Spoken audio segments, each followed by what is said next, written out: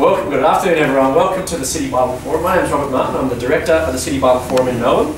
And welcome to our event here today, Does It Satisfy? Now at the City Bible Forum we ask the bigger questions, and we aim to do this with rigour and respect. The famous Greek philosopher Socrates said the unexamined life is not worth living. We think that by listening respectfully to the views of those who hold opposing positions, we can all examine our assumptions about our beliefs and ultimately determine what is truth. Now we hope that you will leave today challenged in some way by today's conversation.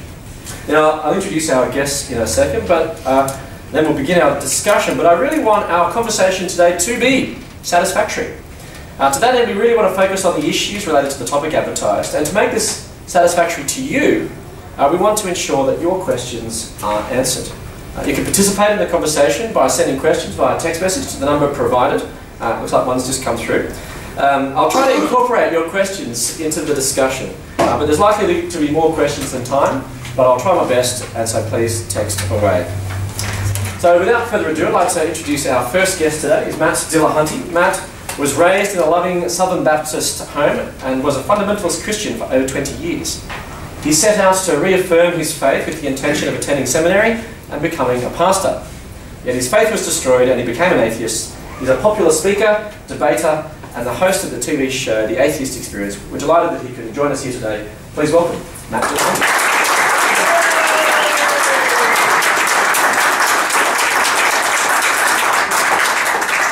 Our other guest today is Shane Rogerson. Shane grew up in an atheistic home and was once a Marxist. But he was converted to Christianity, studied theology, and has worked for a number of years in churches in coastal New South Wales, inner city Sydney, and has been the lead pastor of St Matthew's Anglican Church in Prahran for the last 4 years. Please welcome Shane Rogerson.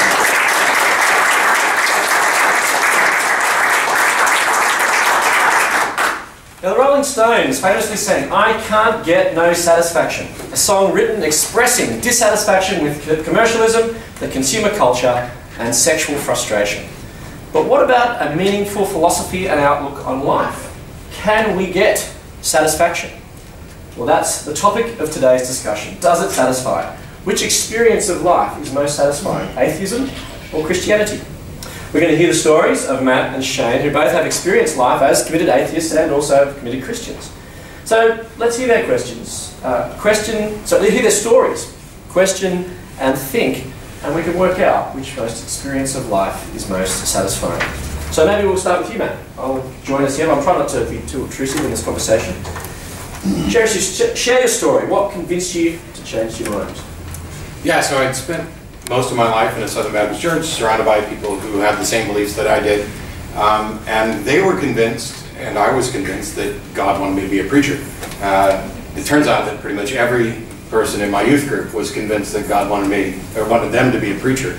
Everybody gets, many of them get this kind of call to the ministry or the idea, and some of them do. I was absolutely terrified of public speaking, which is particularly ironic now, as it's all I do, with whether I'm performing magic or giving a talk or teaching a class at university. I was also had a girlfriend at the time, wanted to get married, had no job prospects, didn't want to work fast food forever. I'd been a board student, barely scraping by to pass because it was trivial and they didn't challenge us at all.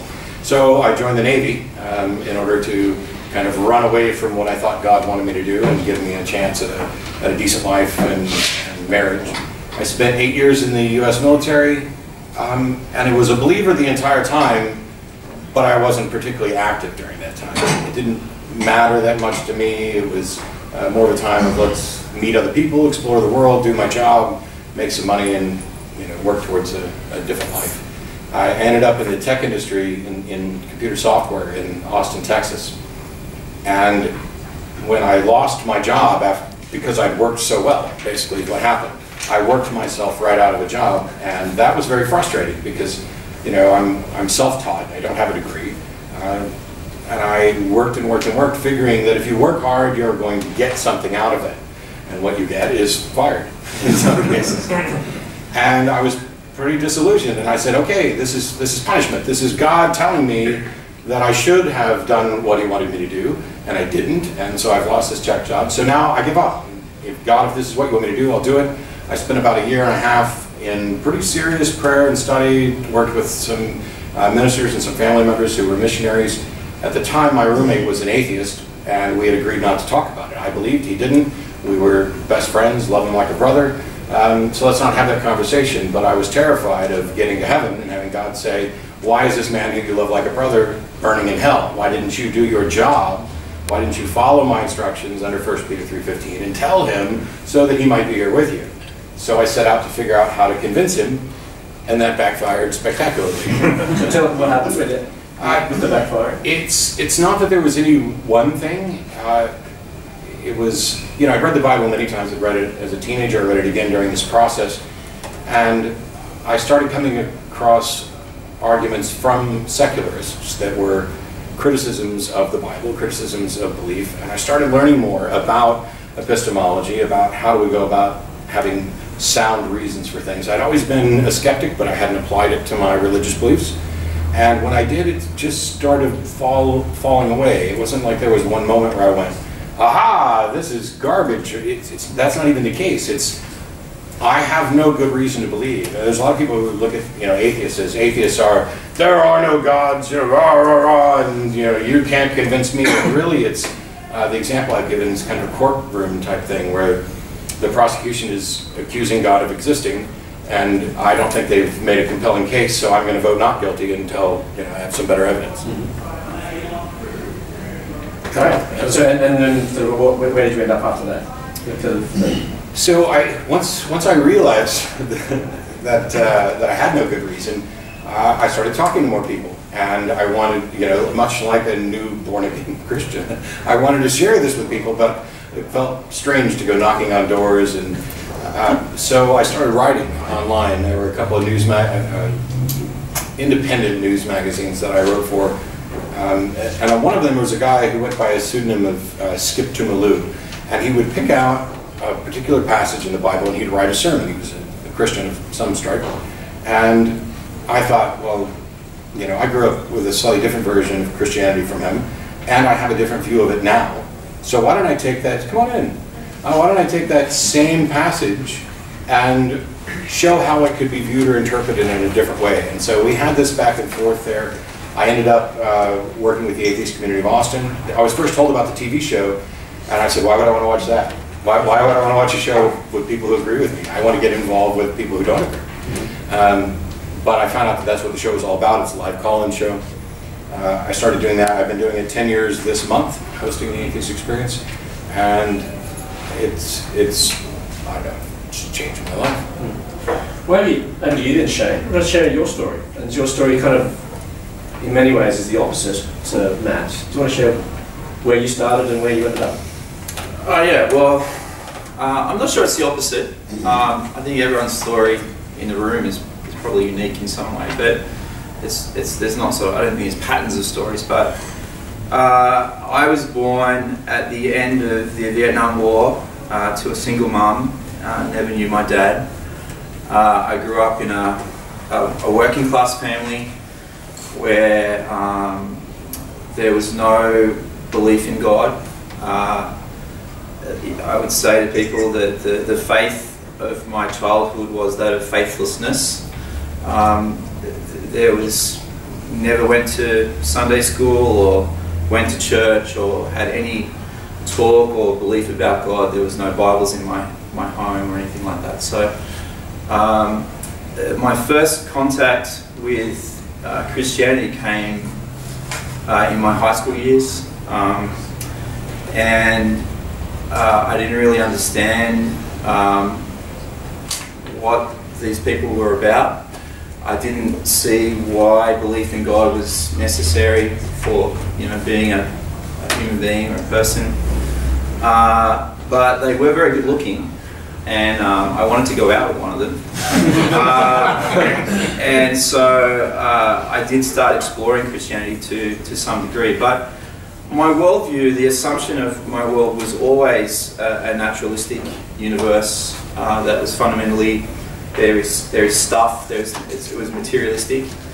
My parents expressed that in what you'd probably call Epicureanism. Eat, drink, be merry tomorrow. There's lots of always good wine and cheese in my family, and that was it was, I suppose it was a socially respectable hedonism is kind of what we had. But I entered into the worldview of these people I respected because they were lovely people. I cared about them, they cared about me. And so I tried to understand their worldview, being Christianity. So I tried to understand something of the logic and the coherence and why they thought I needed to live as a Christian. They were obviously evangelizing me, and they weren't flirting to convert, which I would have been very happy with. And so having entered into the Christian worldview and tried to understand it, I came to a point where they saw that there was an ultimate ground of reality that was supernatural, to them revealed in Jesus, the man from Nazareth, who they thought was a saviour, and one that had a divine mandate to rule my life. And I just said, no thank you. I didn't want anyone ruling me. I think I was pretty honest with them about that. I kind of liked being in charge of my own destiny and controlling my own life. And so, but I sort of opened up a Pandora's box because I started asking questions of, well, what is logical and coherent and livable? And I was already in this sort of naturalistic and materialist framework, and I'd rejected Christianity, and so that led me into a path of trying to understand a worldview that I could really live in and give myself to, which sort of led me into I suppose what you would call a classic Marxist worldview, which, if you understand, I'm not an expert in Marxism, nor am I an expert as a philosopher or a debater or... Yeah, you're a room full of no experts. Yeah.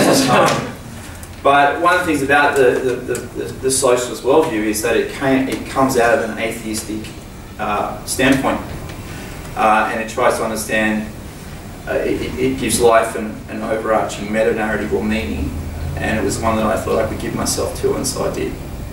So that's kind of so that was where you were. Then what changed, and what convinced you? I maintained friendship with my Christian friends. They were very... they put up with my obstreperousness. I used to go along to their university Christian groups and listen to the talks and then deconstruct them afterwards. I was never very good at doing it, but I was successful enough at doing it that, you know, they had me on prayer lists and all those kind of things that they do. And I was a threat, and some people saying, you know, don't hang out with Shane at the bar because he might convince you of other things. But the truth was, the only person I ever convinced at the bar as an atheist was another atheist when he said, what is this Christian worldview? And I explained what I thought was the logic and coherence within the Christian worldview. And we went on a semester break, and I came back the next year and he converted to Christianity. So anyone who knows me in Christian circles knows I'm not a very gifted evangelist. And I have to say I was most successful as an evangelist when I was an atheist. So, has that ever happened to you, Matt? On occasions. And actually, I've said that, you know, if somebody comes out of a conversation with me or after watching the show and they'll say, oh, my faith is now strengthened. Well, it's a little disappointing, but I'm at least glad that they were willing to participate in the conversation to some extent. So, like what we're doing today. Yeah, that's right. So I don't think either of us is likely to change their minds today, but it's worth having a talk. So we're going out for a drink afterwards, so maybe we can do it there at the bar. What happened was a guy took the time to enter into my own worldview that I was becoming more and more convinced of. And I liked his daughter, so we had one thing in common. He was a scientist. His name is Douglas Orr. He's a very big man. He must be, I don't know, 21 stone, 6'5", 6'6", and we were discussing, you know, my naturalistic, materialist worldview, my commitment to a socialist framework, he wanted to unpack that with me, and so we stood on a beach. It was a beautiful night, the stars were out, the moon was there, all that kind of stuff, and there was great beauty and poignancy in this moment, and he basically posited towards me the possibility of the fact that within my worldview there was only one thing that we both wanted, and that was his daughter. And he was bigger than me, and he was thinking about strangling me to death with his bare hands on the spot. And how would I feel about that? And he then unpacked for me and created somewhat of an existential crisis for me, which was, I suppose the question was, what is your life worth? Because if at that moment he did crush me with his bare hands, which I think he was powerful enough to do, and he had a big gun rack at home, and I believed if his hands couldn't do it, his guns could. And he said, you know, we just leave your body right here on the beach, it'll decompose, the moisture will go out of it, we'll be left with a pile of dust and chemicals, and I could sweep that out and take that and get it processed, or just simply put it on my rose garden. And what's your life worth? To me, a $5 bag of blood and bone for my garden.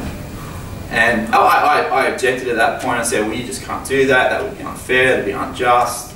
Obviously, I was working within a humanistic and egalitarian framework, and he kind of questioned, well, what right do you have to call that right or wrong, good or evil, which is one of the questions that probably comes up a lot with you. And so that then forced me to think, well, what is my life worth? And is this just some big cosmic accident where DNA neither knows nor cares? We begin in nothing, we end in nothing, there's chaos in between. Survival of the fittest or the fattest. And we're both going in. And so that raised those questions. Yeah. So what was in the end? So you decided to change your mind? Well, just very quickly, what was the... I came to a point where I saw that the possibility, the fluke of life without something outside of what we know as the universe, bringing it into being, intelligently bringing it together, to me seemed far less probable. Having a chaotic, non-creative universe seemed far less probable to me than a created one. And also, in trying to come to grips with morality, within a socialist framework, we were seeing that the unpacking of nearly 100 years of socialism at this point, and where it had got people in terms of morality and power. And that itself led me, you know, I think the year that I was considering these things, in the Soviet Union, I think, in 1 year in the Soviet Union, 4.5 million people were born and 6.8 million babies were aborted. And I thought, how do you make those decisions? And that whole moral framework was where I came to a point where I actually think we do need a moral reference point outside of whoever's in power. Maybe get your response in some respects to, I mean, it's obviously Shane's story, but the challenge to the atheist that we are just sort of DNA and time, and that's all we are. What are your thoughts there, Matt? Yeah, there's like eight things within there to address. I mean, he had mentioned that, you know, Marxism comes out of atheism. I think that's false. I mean, atheism has no tenets, no dogmas, no instruction. There's no way to get from I don't believe in God to therefore I must set up some sort of specific political, social structure. Now, the fact that they're compatible, that you can be a Marxist and not believe in a God, but that's no more relevant than humanism. I mean, if you're going to say that Marxism can come out of atheism, which I think is false, you could also say humanism comes out of atheism, which is far better. This idea of kind of nihilistic doom that is kind of foisted on people, especially when it comes to discussions about morality, is one that I find particularly frustrating, because if I'm standing on the beach and somebody's threatening my life and saying, what's your life worth? Well, maybe it's not worth anything to you, but it's worth something to me. And I may not be able to stop you from killing me. I don't see any reason to think that there's anything after this life. Maybe there is, I don't know, I'll be dead. But you'll have to live with it. And when we talk about morality, I'm actually a proponent of a version of objective morality, that as physical beings in a physical universe, our actions have specific consequences that are dictated by the naturalistic, materialistic universe. If I hit you, it's going to do damage. If I cut you, it's going to do damage. And so even if we don't necessarily know what the right answers are, we know that there needs to be right answers, that there are right answers. So in any given situation, there's a finite set of actions you can take. Some are better, some are worse, which means there must necessarily be some set of one or more actions that represent the moral pinnacle for that situation. And that's what, humanism would have the goal of looking for. Are we going to find all the right answers? Probably not. But this idea that a God somehow solves this problem makes no sense to me. If the only thing that's stopping someone from killing me is fear of what a God will do to them, I don't see that as any different from the only thing that's stopping them is fear of the punishment of the law. Neither of those have anything to do with morality, about what is right or wrong. They have to do with what kind of consequences are you going to face. And the example that I've often given is if you're out to dinner and somebody's got a couple of kids and they're misbehaving, and they take them home, and one of them is told, when we go out to dinner again, you're going to behave yourself, and if you do, you'll get dessert, and if you don't, we will beat you. And the other one is set aside and said, hey, the way you acted at dinner was very disruptive to other people. How would you feel if somebody was doing that to you? And you take them both back out to dinner, now they both behave. But what happens when you take the parents out of the equation? The one that was promised the reward, the carrot and the stick, is less likely to behave because he doesn't have a proper understanding of the consequences of his actions. And so I think we've been kind of misinforming people about what morality is, how we go about it, how we interact, by making the problem, I think, more difficult than it needs to be. It's really just a recognition that we have to share space, that we know, for example, the world is better when we tend to cooperate. It's better, slavery. The Bible explicitly sanctions slavery. It tells you who to enslave, how to enslave, blah, blah, blah. I don't know why. I don't know why, if it's inspired by God, that wasn't corrected. But setting that aside, we know slavery is wrong. We know that all we had to do was ever ask the slaves. I mean, they could have told you why it's wrong. But there's kind of two little things that kind of guided me on morality. One is the think globally, act locally. What would the entire world be like if everybody took the action that I was going to take? And that kind of raises your consciousness to realize the sort of actions you might take. And the other one is the veil of ignorance. Design the sort of society that you would want to live in, not knowing what your station is going to be within that society.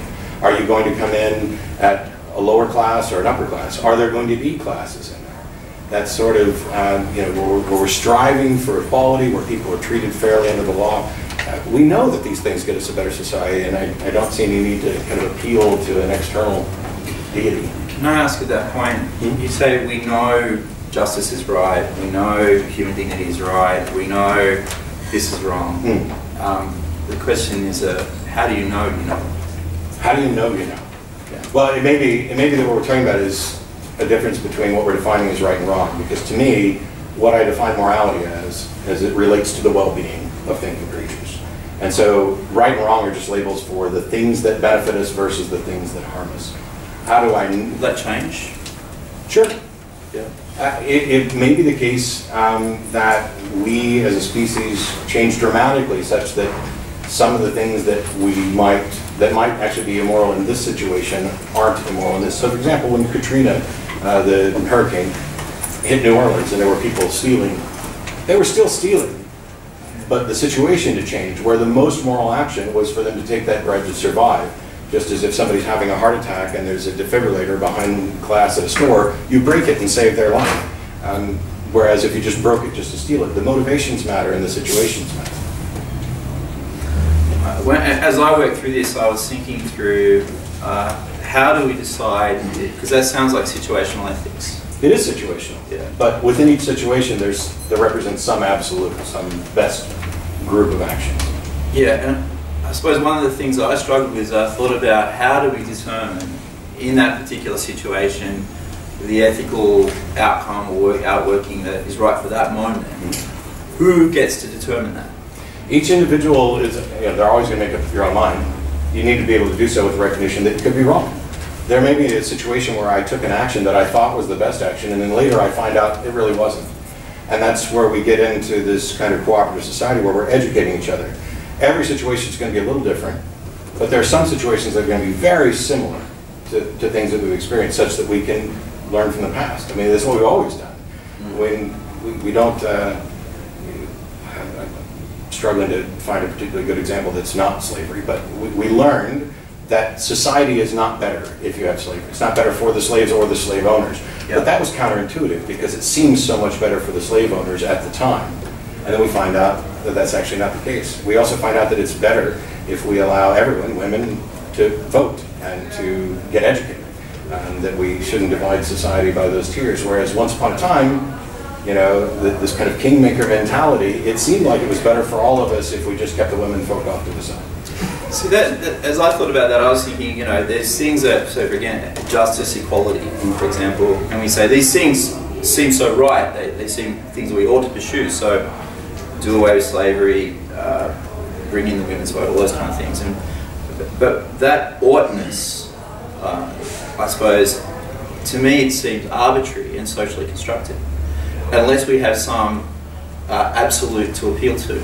And I don't think you have to believe in God to believe in justice, and I don't think you have to believe in God to believe in human equality. In fact, sometimes people who believe in God perpetrate injustice and but also people who don't. But I'd say the absolute standard are the physical facts about reality. Can you explain what do you mean by the physical facts about reality? So it's not just arbitrary that chopping off your head does harm to you. There's nothing arbitrary about that. Chopping off your head will kill you. And that is directly in conflict with this idea of well-being and flourishing. And so on that simple one-on-one level, we've got that one down. So we can extrapolate from there. Because if we have a society that permits or encourages people to run around and cutting off each other's heads, we have a society that is increasingly worse. Whereas if we have a society that discourages that, then we have a society that is better. And I really think that's all you need. I think in order to come up with kind of a moral view, you need a few basic assumptions. And you need to have the ability to change those assumptions if you find out that your base assumptions are wrong. But if you start with life is generally preferable to death, which I would hope everybody could agree on, as the descendants of the people who chose life, that health is generally preferable to sickness, that pleasure is generally preferable to pain. Not always. Sometimes there are conflicts between those. If you're in so much pain, death could become preferable to life, and that's where you get into the situational aspect of it. But if you start with that foundation, you can build, and I think that's exactly what we've done. My view of, so first of all, I don't think that religions solve any of the problems that they're raising, because, oh, we need some objective standard. Well, if I don't accept your objective standard, we still don't have one. And if there are 1,000 different religions that are all pointing to what they think are their objective standards and they disagree, that we haven't solved anything. It's just as subjective as anything they're going to object to. There's a question in terms of, within the different religious worldviews, which one is actually most livable. So for example, part of my story was suffering. So having raised some of these existential issues, I then had to enter into the different major religious worldviews and try and come to grips with how each of them dealt with something that we all face, because we all will die. I think we're all on the same page there. We all will suffer in some way, in some form. And so within those worldviews, they all had a view on the sanctity of human life, what is just, you know, all those kind of things. But just because they have a view of life that had an absolute, within that there was I still want to say, well, this one's right and this one's wrong, or this one's more livable and this one's less livable. It seems to me that there is, when we talk about, we end up, when we talk about immorality, we end up making choices about what's going to be good for them. It becomes very utilitarian. Mm-hmm. And so you get to the point where in the USSR, in 1990, there's 6.8 million killing of life, something that we think is important, whilst only 4.5 million people are allowed to live. And so you start to say, well, how is that just? How is that fair? How is that And to me, the sand starts to shift here, because in the end we're saying, well, in the end the majority rules on this one, and more of us think it's okay to kill that 6.8 million than for the 4.5 that live. Well, can you see that it becomes a very subjective measure, and in the end we're down to power, and who has the most power at this point? I don't think it's a matter of power. And without digging in for a long time on the issue of abortion, which I think we were talking about. Well, it's an example. To me, so there's a perspective there, and I'm very much pro-choice, because I don't see how it's morally right to force someone to remain pregnant and bear a child to term. If a mother has a baby, you can't force her to give blood, you can't force her to give a kidney, you can't in any way use her body to support that life. And so consent to sex is not consent to pregnancy. Consent to pregnancy is not consent to remaining pregnant. And I don't see how it is morally right to force someone to remain pregnant.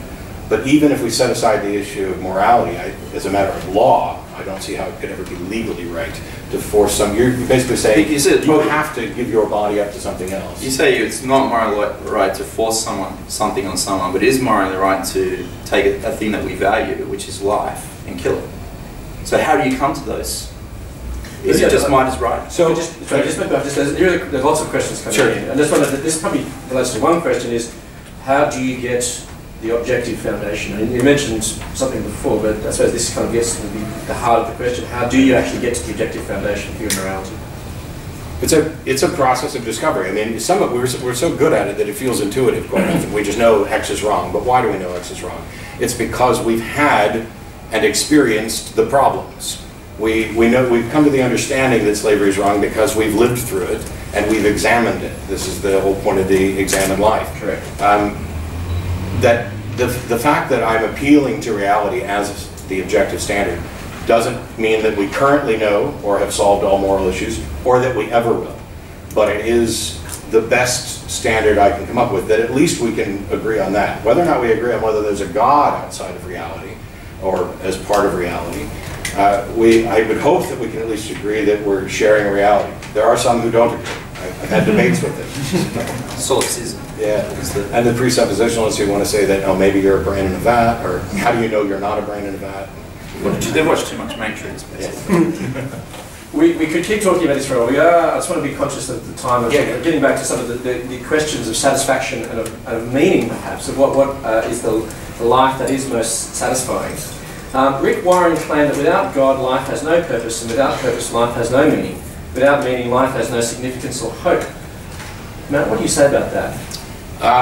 So what he's using as a definition of purpose and meaning is, I would agree with him, because he's basically saying there's no externally imposed transcendent meaning or purpose, and I see no reason to think that there is, nor would I want there to be. I find it really curious. I speak to a lot of universities, and I always ask them, how many of you would like your parents to pick your major? How many of you would like the government to decide what your job's going to be? Wouldn't you rather steer your own ship than have it guided by somebody else? Now that what you want does not in any way impact what's real. This is where we get to the question of satisfying, which I'll probably touch on before we're done. So whether or not I want somebody to be in charge of my life is irrelevant. But it seems curious to me that people prefer this idea that there's a God who's got some plan, who is in charge of your life. I wouldn't even want that word to be true. But I also see no reason to think that it is true. And when I look at life, and people ask, well, you know, where's the meaning and purpose? I think in many ways people tell you you've got a God-shaped hole in your heart, and that God can fill it. You don't. There's a hole, and I mean, pump for pumping. But it's like saying, people will say that, some atheists will say, religions poison you and then offer you the cure. And I think that's wrong too. I think religions convince you that you're sick when you're not, and then offer you their homeopathic remedy. And that it's just all water. Because when I see meaning and purpose in life, it is meaning and purpose that we imbue life with. My life has whatever purpose I give it. Oprah once said she felt sorry for atheists because they couldn't experience awe and wonder and joy. And have you never met any of us? I mean, I have awe and wonder and joy every day. they made fun of me because as we went around, I kept taking pictures of trees. And it's not just people who call the show and say, how can you not believe in God? Look at the trees. I love trees. I love, nature. And I'm in awe of it. And my life has the meaning and purpose that I give it. And I share that with others. What would you say to that in that, I suppose the person would push back and say the reason you experience awe and beauty and love and relationship is because that's actually part of your hardwiring. It's the way you've been put together. Even if you don't recognise the God who gave you that hardwiring, the hardwiring is there. How do you come back on that? I'm fine with that. I mean, I think that we don't know enough about the brain. There are some things that are learned. There are probably some things that are wired a particular way that were based on our need to survive. Our penchant for recognizing faces where there really aren't faces comes from an evolutionary advantage where if the bushes are rustling, the person who thinks he sees a face or a monster and takes off running is more likely to survive than the person who sticks his head in there and gets eaten. Sure. But we talk about if we accept that in our hardwiring, whether it be naturalistic or creative, that we're hardwired for relationship and love, right? That love itself seems to be incredibly unnatural in the sense that love is, laying down oneself for another, which goes against survivalist instinct. What do you say to that? No, that's not against survivalist instinct at all. People who sacrifice themselves in wars and throw themselves in front of trains for other people. So there are people who sacrifice themselves, and so the way evolution selects for things, it doesn't really select for, it selects against, I would say. But the persons who went down to lay down their life to protect, for example, their children, have ensured the continuation of their gene, which is the primary motivator of evolution, is the progression of the genome. But also, we have evolved to be cultural, and there are individuals who, if they're willing to lay down their life for the group, encourage the spreading of their smaller groups' genes, even if they aren't individuals that have kids. But it could also be, somebody called the show once and said, if homosexual is natural and occurs in nature, why haven't they gone extinct? Because they're not going to be breeding. So first of all, they do, especially when society forces them to hide who they really are and get married and have kids. But the other thing is that one of the things that we need to pass on the species are the kids. I'll try not to get overly lewd. We need genetic females who are really, really interested in having sex with men. And we need the opposite to be true. And because of that, it may be the case that this heightened sexuality extends such that occasionally you're going to have genetic males who are interested in having sex with genetic males, that it's an offshoot of this. We don't really know. But there's nothing about it that is contrary to propagating our species. Laying down your life, because it's not about you, it's kind of about your genes, which are shared by family members and cultural groups.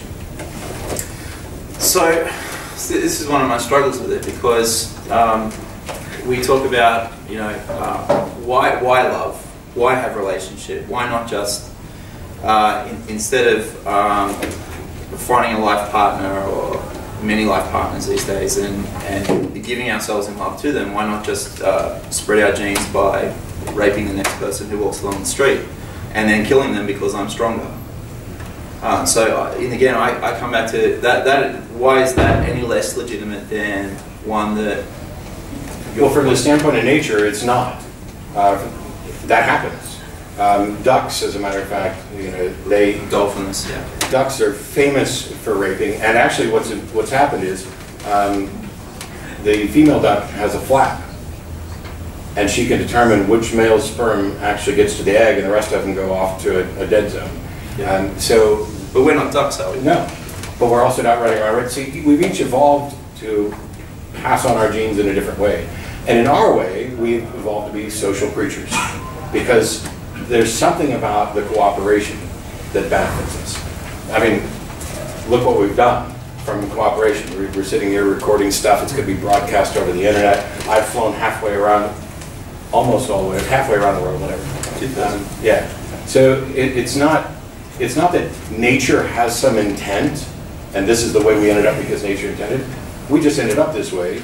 And when we're talking about what's moral, we're talking about what's in our best interest, what encourages our well-being. So when a theist, because I gotta admit, I became a deist before I became a Christian. True. So there was a bit of progress there. But this is the other point that actually led me, I suppose, into theism, which was that human beings seem very different from all the other evolving species. Yeah, that's only how do you come back to that? Every species would be able to say that. But they don't. They could. My species is different from all the other species. Anyone could say that. Give me one paper that a dolphin has written. Well, see, you're picking. Give me, point to a human that can run as fast as a cheetah. Sure. I mean, the cheetah can say, man, look at those slow pokes. So we arrogantly... But that's the point, isn't it? Because I don't think that cheetahs actually do. That's the, isn't it? I think isn't that the point is that cheetahs have no self-awareness of the fact that they are amazingly fast. I don't know that. I think the cheetahs know they're fast. How could you not know you're fast? So what you're doing is you're taking the particular trait that allows us self-reflection, this consciousness, and saying, this puts us so much, so far ahead and so superior to all these other creatures. And I agree with respect to that one thing. And you could pick that for any measure. It's remarkable, but it's nothing that I don't see that it requires any sort of external, divine guidance. See, I find that extraordinary, that the development of human beings, our consciousness, the way we love, we relate, we cooperate as all the other beings. great apes. They love, they cooperate. To the extent and the complexity that human beings do, it seems an amazingly evolutionary fluke. Well, it's just we're better at it. In the context of the things that we're good at, we're better at it. You had said earlier that you found it more probable, or less probable, that this was a naturalistic accident than a misguided. And I hear that a lot, but it baffles me, because when we calculate probability, we have to have some known entity. We have to have some, out of this many tries, this is the explanation this many times. And so far as I can tell, we have no examples of any other universes to compare it to. And we have no examples of how many times a God has in fact caused a universe. So when I'm trying to calculate the probability that God caused a universe, I've either got a 0 in the numerator or the denominator, so I can't calculate a probability. So my answer is, I don't know how probable it is that a God created a universe. I'm not even claiming to know what the origins of the universe are. But until somebody demonstrates that something supernatural exists, that it can cause something, that it is probably the cause of something, I can't even begin to determine whether it's probably the cause of the universe we exist in. Just a couple more. We are running out of time. We've only got a couple of minutes. We've got hundreds of questions, and I'm sorry we're not going to get through them all. But no good at short answers. That's okay. That's been very interesting. A lot of the questions have come up and have been answered in the conversation. But just back to the topic we're thinking about is satisfaction. Sure. Can you tell us just why is life more satisfying now? Maybe we can start with you, Matt, and then to Shane. Sure. Yeah. So when this topic was raised, which is more satisfying, I was like, I don't want to talk about that. It's all right. Because I really don't care. I'm more concerned with whether or not something's true than whether or not it's satisfying. The truth may be unsatisfying. This idea to kind of reach out to satisfying, to me, stems from any answer is better than no answer. And not if it's wrong, is my response to that. I'd rather have no answer so that I can keep going out looking for the answer. And so I'm also kind of the opinion that what we're really talking about isn't satisfaction, but pacification. That by giving answers or apparent answers, it eases our discomfort with not knowing, and that pacifies us, but is it really satisfying? And then the more I thought about the topic, I realized, yeah, I did want to kind of talk about it, because I've said many times I find myself to be generally a better person, but I'm also more satisfied. So what is it particularly that makes you more satisfied? Because I'm willing to acknowledge the things that I don't know and keep looking for the right answers. I'm unwilling to accept answers that aren't grounded firmly in reason, evidence. There's a reason why we don't go to the medicine man anymore to find out what's wrong with us. It's because we've learned that medical science is more likely to give us a better answer. Once upon a time, it might have been very satisfying to go to the medicine man and have him say, oh yes, you've been possessed by an evil spirit, and I'll get rid of that. But if it turns out that you actually had cancer, then the satisfaction was kind of short-lived and not very satisfying ultimately. And I understand people's discomfort with not knowing where the universe came from, or this seems more likely. I just can't believe that this just happened. And just happened isn't really an accurate description of what happened or what we understand of what happened. And I'm incredibly satisfied by realizing that if there's somebody outside of the universe in charge of guiding my life, I've been intellectually honest and rigorous in trying to find out whether or not this is true. I'm not going to accept it until I have good reason to think that it's true. I'm not going to buy into a fallacy where merely because I can't imagine that this is the case, I'm going to dismiss it and take the magical answer. And as I go through life, I'm incredibly satisfied that the world is getting better in almost every regard, that we are working together and contributing towards this, that my mere disbelief does not make me a monster bent on the destruction of the world, but instead has encouraged me to recognize that I don't think there's going to be an afterlife. If there is, it's a bonus, maybe, which makes this one life that I have very important. And living it correctly and treating people right the first time, as Penn Jillette pointed out once, is about the most satisfying thing I can think of. Shane, just the final words about satisfaction? I'll start with Penn Jillette. Penn Jillette, he's an atheist, but he's on record as saying he respects people who try to convince him of what they think is ultimate reality, because if it is true, then it really matters. There's a lot of skin in the game. And I respect that we need to be intellectually rigorous, that we need to let the facts lead where they lead. I think we hang too much on science to answer the bigger questions of meaning and purpose sometimes, and if I understand the world beginning in nothing and ending in nothing, then there's really nothing in between. If it's chaotic, then DNA neither knows nor cares, and we dance to the beat its rhythm.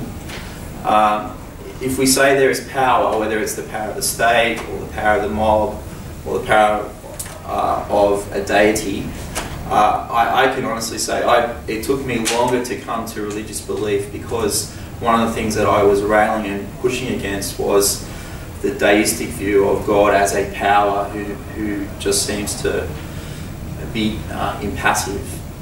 But I came to see that there's a possibility of, and it's reasonable ground in a historical person, that God could actually reveal himself as love. That God in himself, the ultimate ground of reality, is relationship. And that, to me, was not only logical, it made sense of existence, and it was thoroughly livable, because all of a sudden I had a way of appropriating relationship, a way of appropriating love, a way of understanding why people are so bent towards purpose, and why we find meaningless death so unnerving. And in that context, whilst there's been many aberrations of deistic and theistic belief, at the heart of that for me was a God who is fundamentally relational. And we didn't get to issues of revelation and history, but there are good reasons. We can have 6 hours to kind of talk about everything. Yeah. we have actually run out of time, I'm afraid. So please thank Matt and Shane.